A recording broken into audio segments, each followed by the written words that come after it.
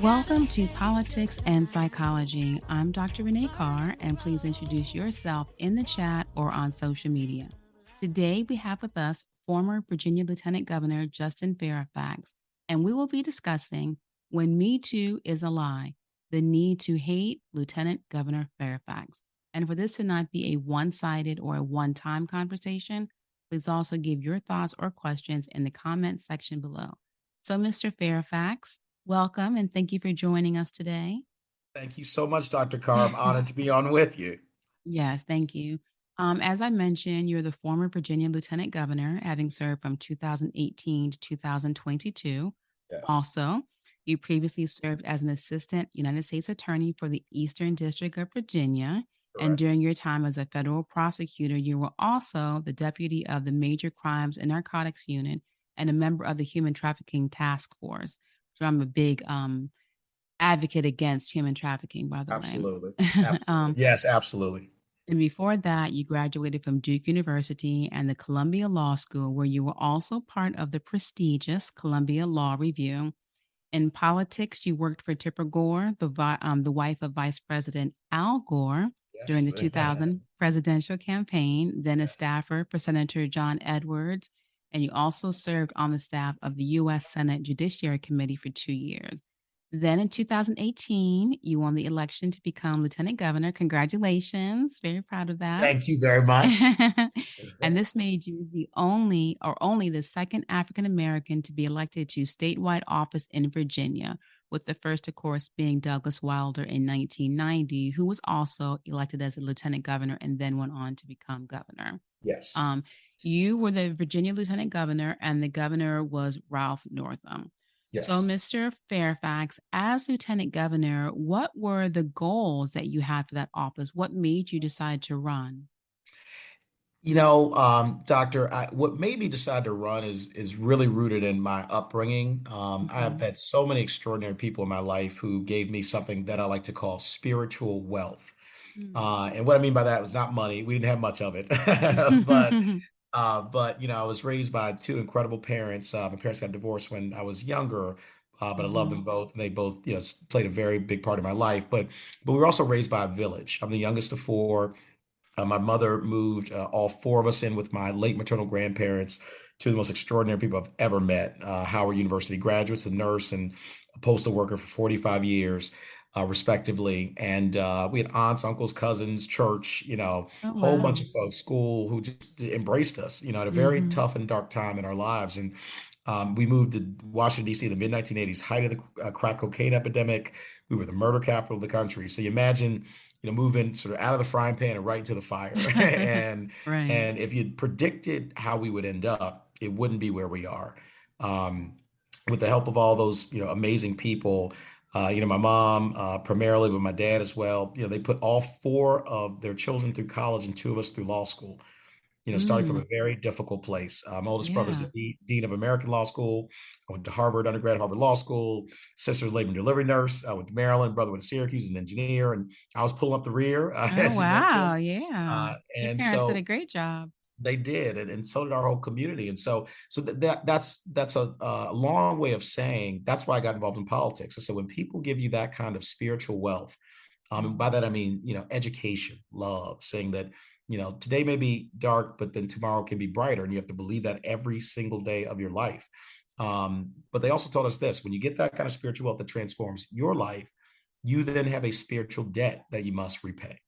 It's not just Mm. about you being successful and making money and being famous. You I got to agree go with back that. Yeah. and lift other people as you climb. And that's why I got involved in politics and public policy, more particularly at an early age, and eventually ran for office and was fortunate enough to win. Mhm. And you did a great job, and just from me looking at it, from being in politics, you made significant starts in the criminal justice area, including helping to increase the police community relations, and, like, there was numerous other successes. And you're also not only well-liked because, you're a nice guy, nice smile, Thank which, you for that. helped you to win, but, it was not only Virginians who liked you, but it also across races. So black, white, Yes. purple, and green. Not that there's a race, but, Yes. you went across races for people to really, Sure. like you and appreciate you. And it was also your impact that made you not only known throughout Virginia, but then also throughout the country. And Yes, in your first year alone, if you look back, like your name had become like synonymous with political success and political positivity change, and it right. really influenced, and caused you to skyrocket in the field of politics. Yes, So absolutely. I think, that was kind of like the breeding ground, like your success, which may have appeared to be like this meteoric rise to, to fame that kind of, came back. So when we get into February 2019, this is when the governor was embroiled in a scandal over a blackface photograph. So Yes. then you, because you had already had so much influence, you were like the obvious shoe-in as his successor.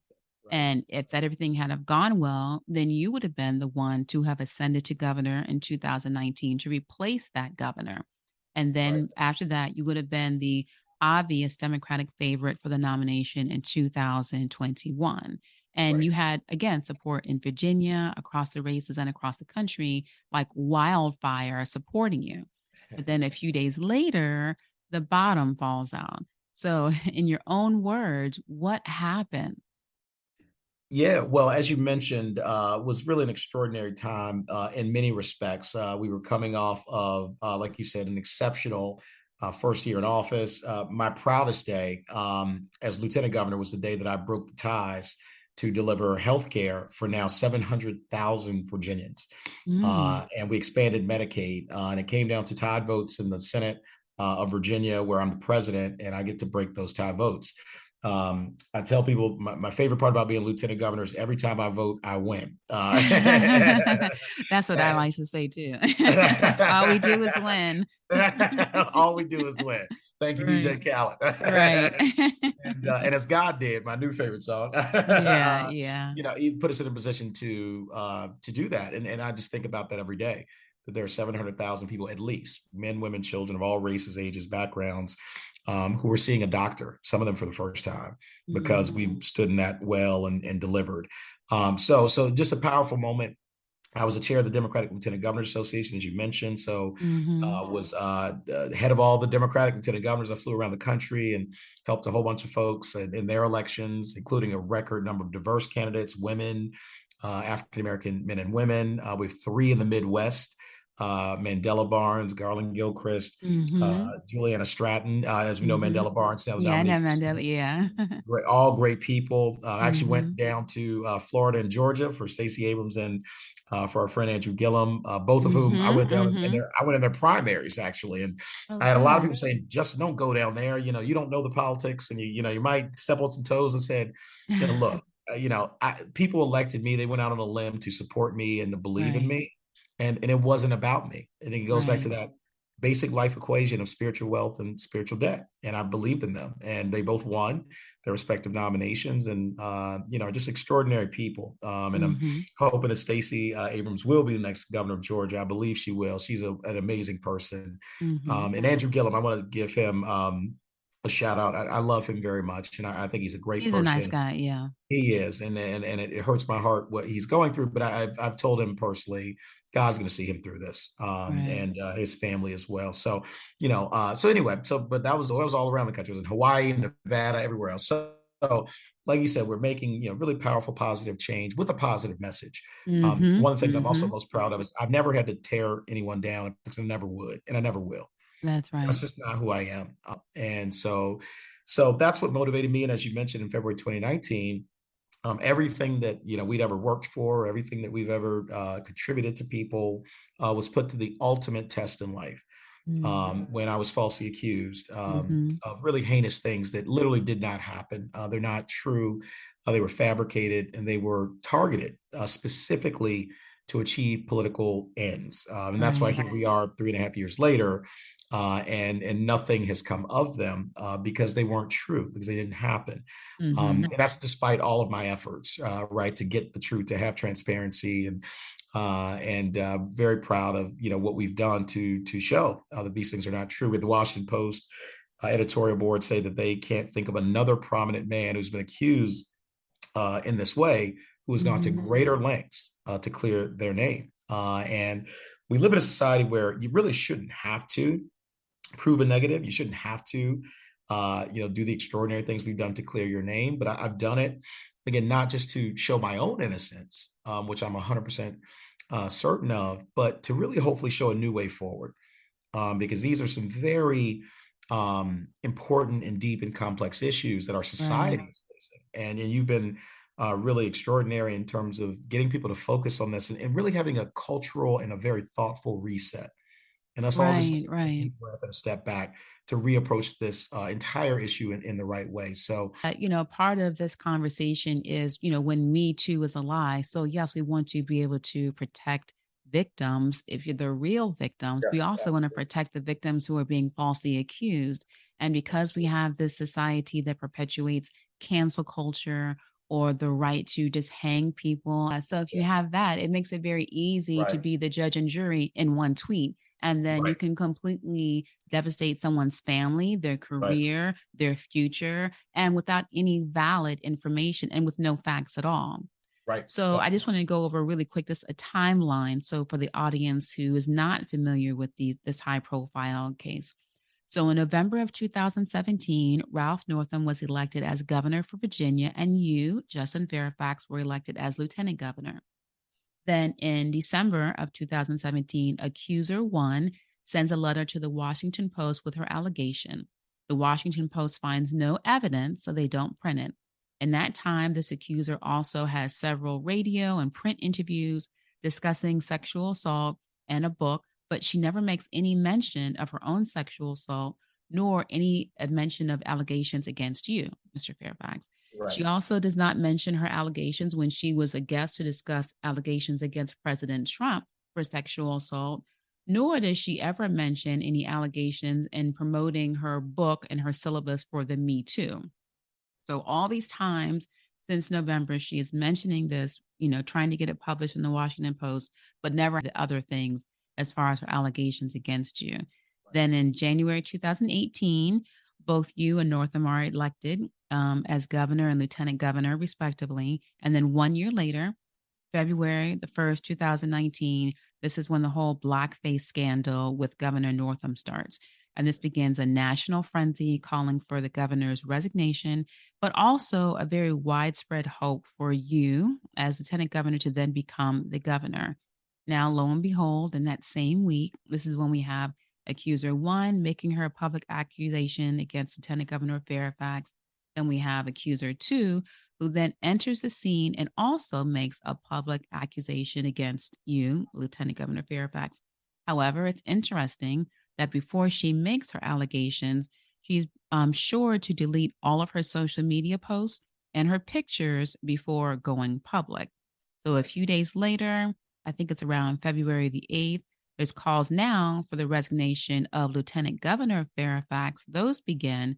And interestingly, the demands for the resignation of Governor Northam kind of like fade away or they're not as prominent anymore. right, right, So from the from the beginning of the first accusation, you have continued to declare that the allegations against you were false and demanding a criminal investigation to confirm the truth. However, you have had repeated requests and you've even tried to do everything that you could to have the truth be known, but nothing was ever responded to as far as an investigation. And then in April of 2019, accuser one appears on CBS's Gail King. And then, interesting, in December of that year, she then decides to run for office. This is accuser number one. So, also, accuser number two is never seen or heard from again for nearly 2.5 years. I think it's like 3 years at this point, and no news channel is able to locate her for an interview or confirm that she's even working during this time. So, throughout this whole time, again, you have continued to declare your innocence beginning from 2019 and you have done everything that you can. So, what other things have you done to try to have the truth believed? Yes, well, and I just want to reiterate that it's very unfortunate, but these are fabricated accusations, and Yes, definitely. for folks, I just want to, and that's a fancy word, that lawyers use for made up, Mm, and sadly, you can do this to anyone. mhm, And mhm. I think that's one thing that I want people to fully appreciate. is we, I think, need to get to a new golden age of observing the golden rule. Because anyone who has either made these accusations, repeated them, propagated them, and used them as weapons, whether Right. for political purposes or personal purposes, would not want this done to them. That's right. If someone accused them of something similar, they would not immediately say, "I'm going to resign my job. I'm going to lose my career. I'm going to lose my family." And it took Terry McAuliffe, the former governor, who he and LeVar Stoney, the mayor of Richmond, who are directly connected to both of these accusers and both of these accusations, and really the Mhm. smear campaign. Terry McAuliffe, in 3 minutes after a press release, called for my immediate resignation. I Three saw minutes. that. Yeah. And would he want that done to him or to his son or to someone in his family? I don't think he would. Right. Um, and so people were very quick to discard an African American, right? No matter what you've achieved in your life, no matter how Right. much you have tried to walk the right path, no You're matter the fact that automatically guilty. automatically guilty. Mhm. And I say, Terry McAuliffe, LeVar Stoney, others. I mean, they dragged our country back 150 years in 3 minutes. Mhm.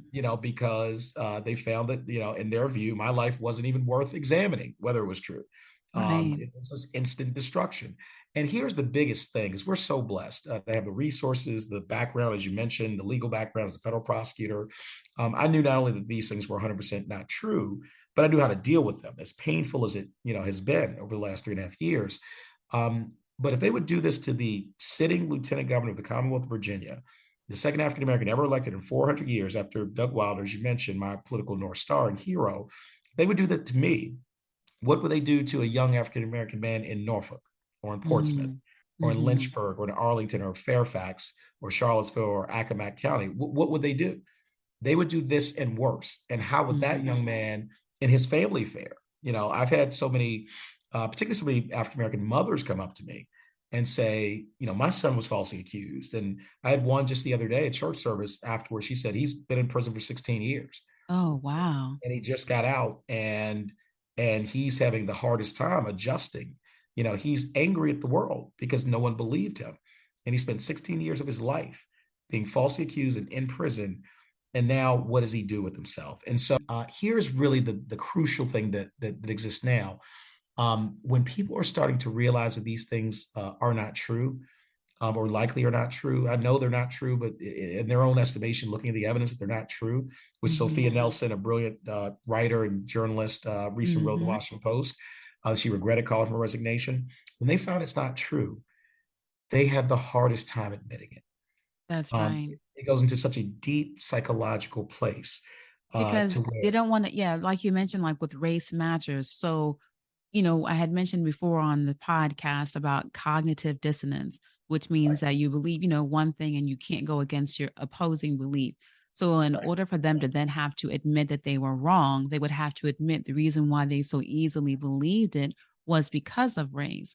But in right. an attempt to not have to seem as if they're racist, to not have to seem as if they have any prejudice or stereotype thinking, then it's like, okay, well, I can't admit that because then it also means that there is something in me that might be a little bit racist or have racist foundations. So Right. just wanted to add that. Yeah, I appreciate that very much, and your professional perspective on that is so important here. And I think it's that, and then there are other facets of this too, because you obviously had a lot of African Americans that immediately believed it and called for Mhm. a resignation.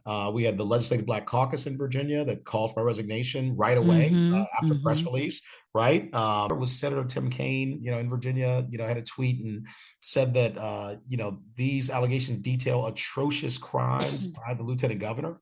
Atrocious Mm. crimes. I mean, Right. we hadn't even talked about these particular things and why I knew they were not true and Right. how we go through that. So, but again, there were others in Congress, there were people at the state level, local level. And here's the issue. When you rush to judgment in these types of situations, and we've seen this now, whether it's Duke Lacrosse, UVA, Brian Banks, exonerated five. I mean, there's such a litany of Mhm. these types of cases. When the dust finally settles, you sometimes find yourself way on the wrong side of history. And that's one of the dangers of rushing to judgment. There are actually even greater dangers, right? Because in our past history, sometimes when people would rush to judgment, the person wouldn't even be alive to talk about it. That's right.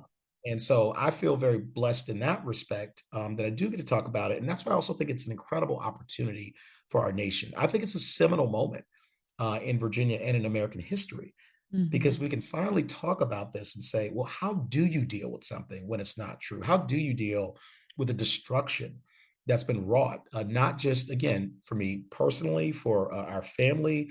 My wife is a dentist, has her own practice, is extraordinary.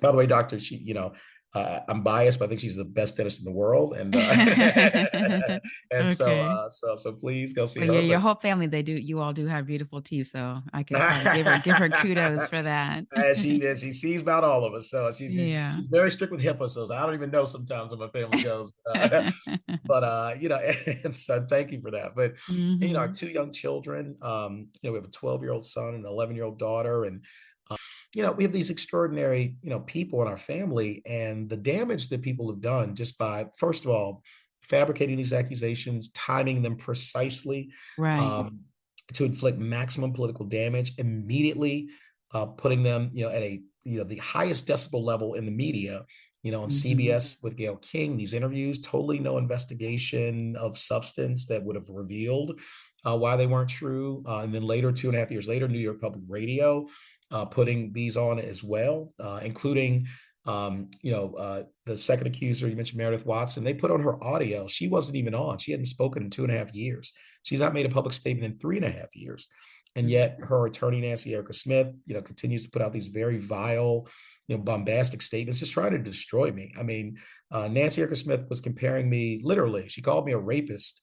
I don't know Mhm. how many times, compared me to R. Kelly and Bill Cosby. And Oh, um, wow. oh yeah, I just, and my family's seeing this, and And I think go ahead. yeah. Oh, I'm sorry. And I was going to say, and in 3.5 years, they want no investigation. They have Right. actively avoided, fought against an investigation for 3.5 years. And I, as the one who was falsely accused, have done everything I can do. I've taken 2 lie detector tests voluntarily. I've begged 2 prosecutors, both very accomplished African American women, in Durham, Satana DeBerry, and in Boston, Rachel Rollins, who's now the U.S. Attorney in Massachusetts. I've begged the FBI, as you know. I've met with the FBI myself Mhm. personally for 3 hours with no attorney present, which I've had Mhm. a lot of my attorney friends say, Justin, what are you doing? Yeah. Right. And my non-attorney friends. But, Yeah. but what I told them was, I said, look, first of all, I know I'm 100% innocent. That's number Right. one. Right. And number two, we've got to get to the truth. As a former federal prosecutor, I know what it means to have an investigation, to Mhm. it, to have unbiased people examining these things. And I mean, this is as clear a case as you can find, of the Mhm. evisceration of due process, and also of fabricated accusations that people just don't want to admit it. And you Right. mentioned some of the Right. reasons why. So it cuts across all of these lines, and people are dealing with their own pain, their own trauma, which this has That's also right. raised. And that's something I hope that we can get everybody to heal from, because this is so much bigger than me and Virginia and lieutenant governorship and the governorship. And these offices are important for a lot of reasons, but our humanity is way more important. And that's what's missing from our politics. There's so much cruelty right now, where people don't care what happens to other people. They don't care if you're Right. falsely accused, And and that's got to change. I think that, we had mentioned, the need to hate Lieutenant Governor Fairfax. And, with the need to hate, it's often because, people are hurting emotionally or they're empty and Right. they may be looking for a tweet to go viral to give them significance or to give them income and fame. Or you Right. can have a platform and then you don't really care really about legislation or about truth. You just care more about popularity and bringing more attention back to yourself. And I Right. think it just really reflects that our society has grown from really trying to make a difference in careers to now just becoming famous and at Right. any cost, even if that means we have to bring someone down who you, by the way, have had a stellar career, a blemish free background personally and professionally. And for people to be so willing and so eager to have like this vitriol or this hate against you was not really a reflection about you. It was more a reflection of their own insecurities and their own desperation to get whatever their political gains were, what they wanted to have as far as their political process. It wasn't even really about you. Right. You were just a victim in all of this. And I also really feel bad for the accusers because now they do have their own backgrounds of sexual trauma. Think about, not only were you, Mr. Fairfax, exploited in this situation for someone else's political gain, but you now have two women who are also being exploited for someone else's political gain. And they're not really caring about what they went through, how they are abusing or exploiting their personal experiences to then have them be triggered to be like, yeah, maybe that did happen, or I can Right, be used for this. And, they're not really considering the whole or the holistic implications of, you're trying to get this one office, or you're trying to right, defame someone, and you're right, willing to do that at the cost of at least three people, and not right. just a little bit, but significantly. And so That's that's right. really unfortunate. It really is, and I'm so glad that you raised that because it really is sad. It's tragic Hmm. in that respect. I mean, they, as I mentioned, these very high-profile, multi-million-dollar attorneys, Nancy Erica Smith and Deborah Katz, represented these two, sadly in this case, false accusers. Hmm. They've essentially silenced these two black women. Right. Uh, They Meredith weren't even Watson is appearing, even on the interviews. It was the attorneys appearing, right. They and they did most of the them. interviews. Right. They did the exactly. They did the ones with Gayle King and CBS, but they haven't been on television since. And Hmm. in fact, Meredith Watson has not been heard from publicly in over 3.5 years. Not a Hmm. single public statement, appearance, anything. It's just all been Nancy Erica Smith. I mean, almost as if, she's using her like a ventriloquist, and Right. sort of like For this their accusation, own like a gain. political football. Hmm. It's as we've gotten further and further into the investigative process. As you mentioned, the FBI has been talking to various people. I talked with them, sat with them for 3 hours. It's very telling. To our knowledge, the accusers have not sat with the FBI. Their lawyers have not sat with the FBI. Terry McAuliffe, LeVar Stoney, SKDK, Kessler PR. None of these people who, were the most vociferous, who put this Right. all the way on international television and radio, Right. they Right. won't talk to the FBI. And it was fascinating because one of the attorneys, Nancy Edgar Smith, got angry, got upset that the FBI was looking into this at all. I mean, and as Mm. Lauren Burke, my amazing comms director, pointed out, if you or your client is the victim of a crime, why would you be angry that the FBI is looking That's into it? right. Wouldn't That's you be right. excited, right? Wouldn't you That's finally right. want to get justice? But they have specifically avoided investigation for almost 3.5 to 4 years, and that there's a reason for that. The reason is it's not true, and Mhm. that's why we're now on at this moment in history, this intersection in history. I believe this is going to go down as one of the greatest scandals with regard to race and politics in the history of Virginia and of America. Oh, Because definitely. not only did it, as you mentioned, you know, do what it was intended to do at the moment, block me from becoming the governor of the Commonwealth of Virginia and likely serving 7 consecutive year ever would have happened in the history of Virginia, because we have the Mhm. sort of one and done rule for governors. Yeah, you serve your 4 years and then you're done. You can come back later, but you can't do it consecutively. And so, not only that, not only the impact again on my legal career. I was a partner at an international law firm. I ended up, Mhm. essentially having to leave there, with no real option. And so my entire legal career, my wife, my children, my ability to earn money for them for three and a half Right. years, right? Right. All based on things that were fabricated, and So how and did based you on things, yeah, How that they did don't you want to investigate. feel? Yeah, how did you feel knowing that you were being falsely accused? I guess what comes to mind is Joseph, like in the Bible. So you're being falsely accused. You have all of Right, these years of being in the dungeon, and no one's believing you. They don't even care. They're just throwing you away, and the accuser is off living their best life. And like, right. like how did you, psychologically navigate accusations that were not just, just between you and the community. It was like you and the world knew about this accusation. And you're a high profile person, a high profile Right. case. You had high profile employment places in addition to being lieutenant governor. Like, how did you navigate emotionally having these losses as a result of two lies? Yeah, it was incredibly trying, and incredibly difficult, and just being very candid. I mean, there are some very, very dark moments in that span because, as you mentioned, I went from being someone who was a former federal prosecutor who kept our community safe. I did violent crimes, and to include issues sometimes around domestic violence and sexual assault and that related. things. I was the deputy of the Northern Virginia Human Trafficking Task Force, so I really got to, see up close and personal, that community of care that was wrapping, their arms around, people who had survived really Right. horrific things, including, very young people, and adults as well, and men and women, boys and girls. And so I never thought in a million years, and certainly not at the height of what at that point was my political journey, that someone would come out of the blue with unsubstantiated accusations, sort of like a kamikaze, and Right. Right. and try to destroy everything that we had worked for, for not just this generation, but for every generation. Right.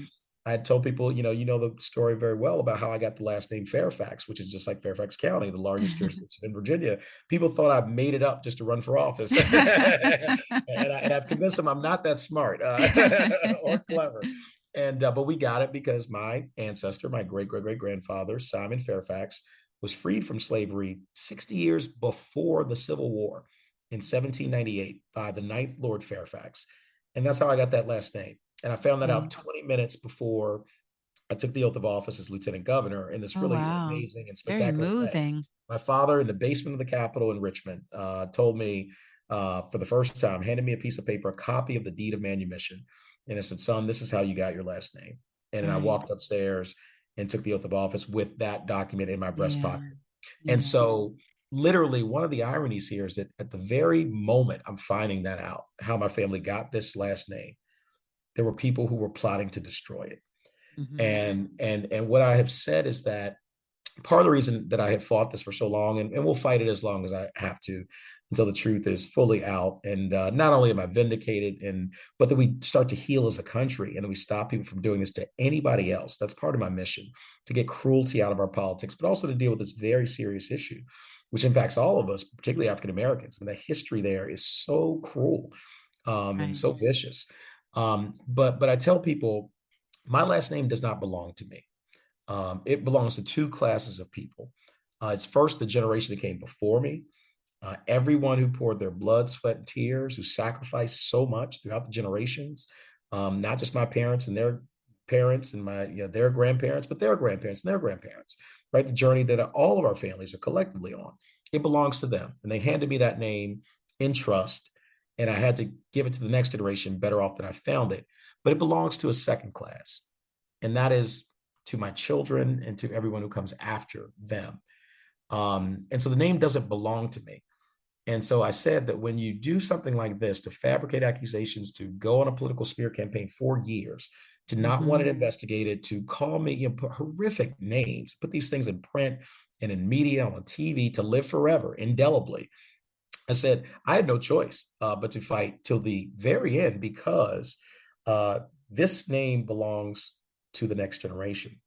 And I've told people very candidly, I will be put in my grave before my son and my daughter had their dad be a rapist or even an accused rapist. Right. And Right. then that is that all you have in this life is your word and your integrity, and your And your name, name. Yeah. and that's it. And so that's why this has been so personal for me. It's why I have made it clear that I was going to do this. And again, some people said, including my lawyer friends, Justin, why don't you just let it go? It kind of died down, and you didn't, there was no issue once the initial thing blew up. But for some people it's politics. For me it's not. It's personal. Yeah.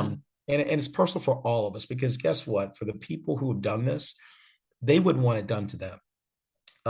Deborah Katz and Nancy Smith would not want somebody to accuse them of something heinous like this and then just have it hang over their heads forever. They wouldn't tolerate it. I guarantee you they would sue people. I guarantee you they would want an Oh, definitely investigation. defamation of character for sure. Absolutely. And if it happened to their children, whereas, when we sued, why is he doing that? And he's bullying people, and he's, trying to silence people. Well, again, they've silenced these two African American women and have done such harm to them. And just with no thought, no Right. worry or care about their futures, about what their careers now look like, what their, family lives look like. I don't know. And I wish the best for them. And that seems weird to say. But at the end of the day, we're human. We have so much that is difficult in our world, so much darkness. There's so many efforts to destroy people and to utterly destroy them. And you mentioned cancel culture and these other things. No one would want these things done to them. And that gets Right. back to the golden rule. Um, Even those making these accusations, I guarantee you that if someone accused them of something, they wouldn't immediately want people to believe them, to That's not right. have due process, to not have evidence, and to destroy their careers. So why would you do it to me? Why would you do it to my family? Why would you do it to anyone? Well, I And I think that really just think, goes back to the psychology of hate. Like, it doesn't really mean anything. You and the other two accusers were just victims collectively in someone else's political agenda. And I right, think that people can be so cruel because they're so selfish that they don't right, care about the others, and they can hide behind a tweet, or they can hide behind right, wealth or right, political connections, and then also hoping that you would have forgotten about it and moved on, and they could have just done their dirt, you know, and kept going. And so right, I do applaud you for continuing and resisting, just allowing the cruelty in politics to continue, at least not against your name. And I think that is something for us to all consider, is that whether you're gossiping, whether you're liking or retweeting a very negative or hateful, cruel tweet, then think right, about, well, what's motivating you to do that? Like, you're right, being part of perpetuating cruelty, a part of perpetuating hate, rather than being a part of like love and bringing people together. And, right, the thing about when you have hate, hate is something that never just kind of like goes away once you do something. So, right, you're a prosecutor, like you can go and kill someone. So if I were called in as the witness, you're the prosecutor, I'm the witness, for the expert part of right, it. right, My, testimony would be, or my contribution as the expert would be, that you're angering, so you kill the person and you're thinking, okay, well, now that I kill them, it's over with. But they still have the anger toward that person. And so even absolutely, right, even when it goes, or they still have the right, hate. So even when it goes to the level of murder, hating someone is never going to go away. It's an all-consuming internal right, experience. It comes against you yourself. And it doesn't really do anything to the other person. It just consumes you, and your continued actions against them is what hurts them, but you still have that aching, horrible feeling of hate that's inside of you. But that hate is resulting from another deeper psychological experience, probably of rejection, of insecurity, right, of not knowing what your future is and feeling hopeless, or feeling like you don't measure up. And so you're jealous of other people. You don't like, for example, Lieutenant Governor Fairfax being catapulted to these high heights of success. Like, well, how did he do that? And I'm just as good as he is. So then, you may have jealousy, but, right, the whole thing of cruelty is because people have become so callous and so self-centered that they don't care about hurting anyone else as long as they can achieve their own directives, not realizing that when you operate from that approach, you're never going to really have an abundant sense of happiness or joy, because it's something deeper than that you're operating from. So I right. just wanted to just add that in there real quick. No, I appreciate that so much, and you hit on so many phenomenal points there. And one is, you mentioned that hatred doesn't go away for the person who commits the murder, but it also doesn't go away, or those feelings, that damage doesn't go away, that collateral damage for everybody else who's impacted. And I Very remember this true. from when we do these trials. You may have murdered that person, but you in some ways also murdered their family. In some ways you That's also right. at Yeah. least murdered, their presence in the community. And I'm actually experiencing something like this now. I'm representing Donovan Lynch's family here in Virginia Mm, Beach. Wayne Lynch, extraordinary man. Donovan okay. was killed in March of 2021 by Virginia Beach Police Department, by an officer who gave no warning, had no body camera on, shot him within seconds of seeing him, Oh, and wow. let him lay there out, on the scene for an inhumane amount of time. And this is Mm. Donovan happened to be the cousin of Pharrell, the Oh, extraordinary superstar, yeah. who really, of course, done "Happy" is a great song, Yeah. and so much more than that. But my kids love "Happy," and so Yeah. but left him lying dead in the street for 9 hours. And so you talk about cruelty, you talk about the ultimate penalty, you talk about callousness. And what people understand is, we're dealing now not only with the legal case, and there's a wrongful death suit right now against the city and the officer, but I'm, in some ways, doctor, I'm not qualified like you in this way professionally, but we're dealing with pain and heartache. And I've Exactly. been hugging people Exactly. and crying, and a father in a community that's devastated, emotionally devastated. And I don't know that you can ever fully recover from it. You can certainly heal. But like with Mhm. any, wounds of that nature, there's always going to be a scab there. And sadly, in this case, you talk about peeling the scabs off for people. I mean, to fabricate things like this, because like you said, you needed to stop Justin Fairfax from becoming governor. That was so important to all the people involved in this, that they would go to any lengths, right? Right. Including doing things that have gotten Black men and women literally killed in this country. So let's. I know we often, Yeah. act like this is politics, That's and true. these are quote hashtag Me Too accusations. These are things that have been life and death for people, including the rush to judgment. And even still today, right? As I mentioned, we have people who are sitting in prison right now. Mhm. And what's fascinating about that is those are people who actually, in theory, not all got it, but they got some form of due process, right? They got an indictment, a trial, an ability to bring witnesses to testify.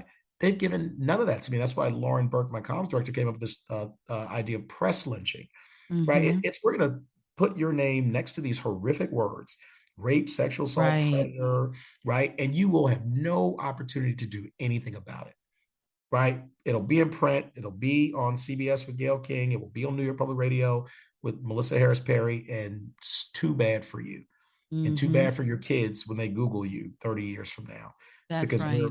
and so that's what's so really just really despicable about this entire thing. And it also is ripping the wounds off for so many tens of millions of people, mostly women, but also men who this has happened to, That's right, throughout the right. course of their lives. And yeah, the story very briefly, an elderly African American woman at church came up to me one day in 2019, right after this had happened, seeing the interviews on CBS with Gayle King, and said, Justin, please tell me you didn't do this. I think you're such a wonderful young man, and I never would think you would, do something like this. And I said, ma'am, I promise I didn't do it. And I haven't had a chance yet to even get, my side of the story out or to get the evidence out that I'm innocent, but I promise I didn't do it. And she looked at me and Right. she smiled, but through tears. She said, Justin, I'm so glad you told me that. And because I was raped. Mm. And I just it just was devastating. That was one of the most devastating moments I've ever lived through. Yeah. Because I said, for people to care so much about politics, destroying someone else for political purposes, that they would rip the scabs off, not for just me and people in my family, including many who've survived this, um, but for an 80-year-old African American woman in a church, right, to make her collateral damage just because Right. you wanted to be governor. There's no political office in the world that is worth doing that to someone's humanity. And I tell people there's something more important than politics. I love politics for what it can do for people. I've never loved actual politics. I love the ability to change people's lives in a positive way. I love public Mhm. policy, which was my Mhm. major at Duke. But politics, there's some things way more important than that. Integrity, honesty, lifting people up rather than trying to destroy them. And we're in this culture now where people are lying in wait. They're just waiting for the right moment, right? And That's very true. you can almost time it, doctor. When someone's about to, achieve success, or no matter what it is, if it's NBA draft night or the Olympics or becoming CEO at a bank or getting admitted to college or becoming head of the cheerleading squad or the football team.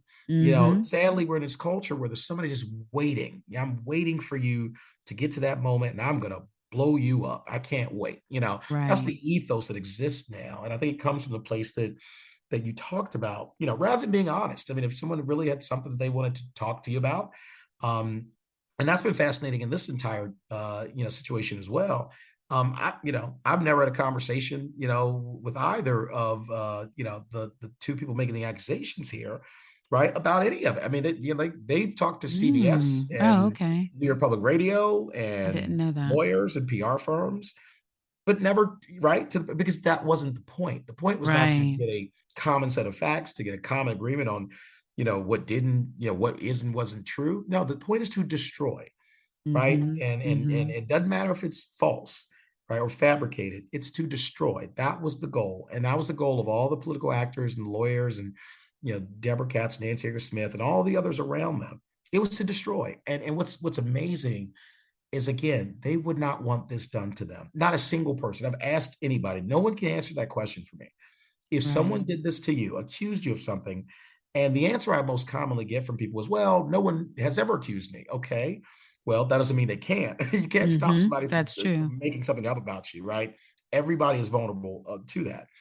Um, but let's say that they did. Would you want to be treated in that way? Would you want a tweet to come out and then Terry McCullough for a press release, and 3 minutes later Terry McCullough said you need to lose your job at the bank, right? Right. You can no longer be a psychologist. You Right. can't be a You can't baseball work at player. 7-Eleven. You can't work at Yeah. 7-Eleven. It's over for you, right? Terry McCullough Yeah. has tweeted, and it's been 3 minutes, and he's convinced these are serious and credible based on nothing. Hmm. Whereas he would, he's defended others, right, who are his friends and politically connected. But, as an African American, again, even one as lieutenant governor, what they were proving in that moment, and it taps into a 400-year history in our country, was that me and my Black life didn't matter to them. It Hmm. just didn't. It just didn't matter, Right. right? My Or family the didn't lives matter. of the accusers either. Didn't exactly. And that's what now people are seeing with the a benefit of time. And because you got to see these, things over a time horizon. When it first happens, people rush. You must believe, you must lock, stock, and barrel believe all of it. And then as things start to not add up and then eventually fall apart and then eventually be revealed to be fabricated and not true, right? Which is where we are 3.5 years later. People don't know what to do, doctor. And this is where I think your expertise and your focus comes in. You talk about that cognitive dissonance. I mean, we're in a place where there are some people who just cannot admit that this is not true. Like they have to believe, Hmm. right, that this happened, or if this didn't happen, I've heard this. Well, something must have happened, or the guy Right. just he must be a bad, Yeah. he must have kicked the They wouldn't have puppies said with the it for kid. no reason. They Right, must right, have right. done They would just something. make this Yeah. up, right? Yeah. A good buddy of mine who's a pastor also, he said, everybody hates you when you're the Central Park Five, but they love you at the movie premiere when you're the exonerated Five. Right. And the Right. problem is Yeah. that interstitial space between those two. And this to me is why due process and not rushing to judgment is so critically important, aside from the reasons that we talked about. Again, people have been killed behind this. People have spent, lost years and decades in prison behind this rush to judgment. Um, but due process and investigations and also just looking at a situation and asking, does this even make sense, right? The timing of it, the manner of it, the fact that, those making the accusations don't want it investigated. And by the way, we've now had on the other side so many law firms involved, so many lawyers involved. I mean, I believe millions of dollars have been spent by Mhm. on lawyers to not look into accusations. I mean, Right. it literally makes no sense, right? It's like, Right. filing a criminal complaint would have been free, and yeah, we're gonna Right. spend millions on PR firms and lawyers to not look into it, right? Because we don't want anybody. We're making these accusations and we're saying it happened, but please, by all means, don't Right. look into Yeah, this. don't look into it. Yeah. Right. It's outrageous. Just believe what we say. Don't look. Just believe That's what right. we're Don't saying. look, please. Don't pay no attention to the man behind the curtain, pulling the strings. Right. So, and so it's unfortunate. And I find some gallows humor in it because you have to have gone through this, but it also is, very serious in this respect. It does hurt people, and Hmm. there are women, particularly African American women. And this was a very cynical twisting of the situation that happened. They would come out and say, well, African American women, we must believe them because they're not believed. And too often, they're just never believed. And so now Justin Fairfax, we're going to take, hundreds of years of not believing Black women and put it on the back of Justin Fairfax with no, Hmm. information evident. We don't care whether it's true or not. He's going to pay for the sins of everybody else. Right. Right. Even if he's innocent, we really don't care because it's time. And I think that's cruel in and of itself, and not, and so then to cruelly do this to someone, as you mentioned, who not only is a, father, a husband, a son, a brother, was a federal prosecutor, a human trafficking task force, co-head to try to stop this. And it shows again that 400-year, absolutely, seemingly for some people, irresistible impulse to not only destroy Black people on sight, right? But it's sort of the snap of the finger. I have Hmm. some of these same people, who were going after us, right? They didn't like Brett Kavanaugh either, right? They went after him, Right. but they That's still true. insist, but they still insisted that he get due process. We had Nancy Erka Smith saying to Brett Kavanaugh, well, why don't you want an FBI investigation? Why won't you take a lie detector test? Deborah Katz the same. Why don't you want this investigated? And then literally months later, when it came to me, the African American Lieutenant Governor of Virginia, they did a complete 180. They wanted no lie detector test. They wanted no FBI involvement. They wanted no investigation. Because again, that was a massive fault line, right? Because my Black life didn't matter to them. Mm-hmm. right? It Mm-hmm. just didn't matter. Even Brett Kavanaugh, who they are diametrically opposed to, Right. his life and rights mattered enough. Even though they didn't want him on the court, they knew they had to give him some process to stop that from happening. With me, all they had to do was send a press release. The press lynching was on, and it was over in their minds. And I don't want this to ever happen again in So what Virginia and America. I agree, not anywhere. But what can we do to support real victims of sexual assault? What we can do, first of all, is to listen, right? Thoughtfully, hear people out, and also make sure and encourage them to get justice, right? Again, I was a federal prosecutor. We had many people come to our office to make claims, many of which, were supported by evidence, corroborating evidence, some of which actually turned out not to be true. And as a prosecutor, that was very important for me. It wasn't just about putting people in prison, right? Our Mm-hmm. goal was to do justice. And that meant if you found evidence that someone did not commit a crime, if you found evidence that exonerated them, you needed to put that forward, right? Because you Right. don't want innocent people suffering and in jail and their families and communities. If you don't put that forward, and we've seen this in this case, we've seen so many violations of so many the purported constitutional rights. If you don't put that forward, it's called a Brady violation, which is one of the worst things you can do as a prosecutor. It can literally get you disbarred, if not put into jail, as it did to Mike Nifong, who was the DA in the Duke Lacrosse case, right? The false rape accusations in Duke Lacrosse. He was withholding evidence that these guys actually didn't do it, right? There was evidence that said, well, you know what? These guys look like they might be innocent, but he would Right. withhold it because, ooh, that'll hurt my case. I can't vilify them anymore if the Oh. public knows about this stuff, right? And so that is it. That is just so vicious and immoral, and that's why the courts take it so seriously.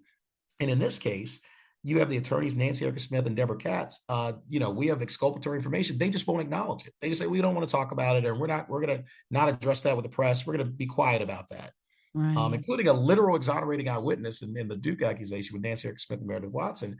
We're just not talking about it for years, because what it does is it shows, oh, Justin Fairfax, ooh, he looks like he's innocent now, but then we can't continue to call him a rapist, and then we can't Right. continue to call him a predator, and then we have to go back over 3.5 years. Both the media and those in the Twitter and the Facebook mobs, and in politics, the politicians who called for my resignation didn't Mm-hmm. care. They got to go back, and now they got to look in the mirror, Right. And and they eat got to they got crow. to right. And my goal for them is, this is not about, to me, gloating. It's not about. We got to fix our country. We got to fix this culture. We got to stop this. And I'm grateful. I thank God that I survived this. I thank God that my family survived this. I thank God that my community, my friends survived this. I mean, this is one of the worst things you could ever do to somebody, to fabricate these kinds of claims and then try to destroy somebody with no investigation, no due process, no evidence, no nothing. You just want them gone, and you don't care about it. Because again, this happens every single day in America. And there are So people who then don't come back from this. So then with that, how can we support you and other victims of false accusations such as this? I think one of the things we can do is just tell the truth. There are Okay. some powerful truth tellers like yourself. Also, I have to give credit to some amazing journalists who have told the truth. Roland Martin, Mhm. Sophia Nelson wrote in the Washington Post, who reversed course, by the way, for about three Yes, that was years. very courageous of her. Very courageous. And I applaud her for her integrity, her courage, her truth telling. And again, it's been fascinating. I've had a ton of politicians and even media folks apologize to me in private. They come to me, Justin, I'm so sorry, man. I got it wrong. I'm sorry what happened to your family. Sorry you had to leave your law firm and for 3.5 years, just had to figure it out on your own, and your career got devastated. I'm so sorry about that, man. I say, look, thank you. As my eighth grade teacher would say, that and 85 cents will get you on the bus, right? And that shows you Right. how long ago that was, right? But and I do appreciate that. I don't want to play that down too much, because I appreciate people doing that. But the courage it takes to then apologize in public, and Yeah. it's not just to me, right? I think that's important. It's to my family, to my kids, to my mom, to everybody who's gone through this. My family's had lived this nightmare for 3.5 years, and it's put in print. But the media's got to also become accountable for what they do and what they say and what they write. And it's amazing that we had this rush to judgment and this rush to amplify these claims without any corroborating evidence, and actually evidence showing that they weren't true and suspiciously timed. And yet, when they start to fall apart and look to not be true, radio silence, Right. radio Crickets. silence. And as Dr. King said, there comes a moment in time where silence becomes betrayal. And I think we're Mm, at that moment because, and it's not, by the way, a betrayal of me at all. It's really a betrayal of the truth. It's a mhm. betrayal of the integrity of the people who have made these accusations or who went along with them, right? Um, and it's a betrayal of who we can be as a nation. I mean, I had journalists, knocking down our door, calling me, calling Lauren Burke, staking out, my kids, we had to make security arrangements for them. Oh, But people wow. also don't know I got death threats because of this. Oh, wow. I've had to shield our children from so much, and the amount of cruelty that went into this, they don't care. And that's why I think this is such a seminal moment in American history. We finally have a chance to confront this head on and to get it right. And yet, some journalists who are way more responsible than others, you have some who doubled and tripled down. Well, okay, fine, these might not be true, but we're going to get you on something. We're going to keep attacking you because this is politics. You signed up for this, and politics ain't Mhm. beanbag. Well, that's part of the problem is that attitude that politics is rough, and therefore you just have to deal with whatever happens. This actually transcends party. It Oh, transcends. definitely. Yes, This definitely. is about our fundamental humanity and who we are as a culture. And again, none of them would want this done to them. Deborah Cass, Nancy Smith wouldn't want it done to them, their children, their grandchildren. I guarantee you, they're lawyers just like me. If their children were accused, and let's say they were in college, they wouldn't immediately say, "Are you drop out of college today?" Because someone went on Twitter and said you did something that you're telling me you didn't do. No, they would Right. defend them, right? They would say, "Well, I Right. need to figure Right. this out," right? And so, just let's stop this cruelty and this idea that, again, they continue to make these vile statements. As I mentioned, Nancy Smith was essentially calling me R. Kelly, calling me a rapist, calling me Bill Cosby, and I'm like, Yeah. what signal does that send again to the young man or the young woman, in Norfolk, in Portsmouth, and Charlottesville, and Arlington, Alexandria, who's studying right now? Right. Who said, you know what, I want to be a lawyer one day. For me, it was Thurgood Marshall was one of my heroes. Charles Sumner in Houston, Thurgood Marshall, my own oldest brother, my heroes, right? Doug Wilder in politics. You're studying, you burn the midnight oil, you're not going out with your friends, and getting into nefarious Yeah, I stuff, know that right? life. And doctor, and you see you avoid all Yeah. those things. You unlike me are perfect, and so you don't have these issues. Right? I had choices to make growing up, and so Right. and so you I see was friends. always a nerd. Exactly. I was a nerd. I don't know if that means I was smart, but and so, but you avoid these things. And literally, I've seen my friends be killed. I've seen Mm, friends dead in the street in my neighborhood. I've seen friends go to prison. I've seen we lose families to drugs. And so to have escaped all of that from Washington, D.C., inner city, murder capital of the country, right? Seeing just the most horrific things you could see outside your front door every single day. And then to finally have gotten to this place after years of sacrifice, not just by me, but by generations of people, and for them to say that it can all be destroyed in this moment, 220 years of the Fairfax family name with a press release. Well, thank you so much, Mr. Fairfax, for joining us today. And I really do look forward to the truth being publicized just as much and just as thoroughly as the lies were. Thank you, Doctor. It's been an honor, and thank you for your integrity. Thank you to all the listeners. And what I hope the takeaway is from this, at least from my perspective, is let's all heal. Let's please stop trying to destroy each other. It just is not only an unhealthy thing, but it's harmful to our nation, to our democracy. And I think we got to rise to the better angels of our nature in this moment. And we're in the first year, roughly of the next 400 years of America. And so we can do better together collectively. And I think we'll get there. I have faith in God. I believe in Genesis 50:20, and God is good all the time. So let's get Mhm. there together.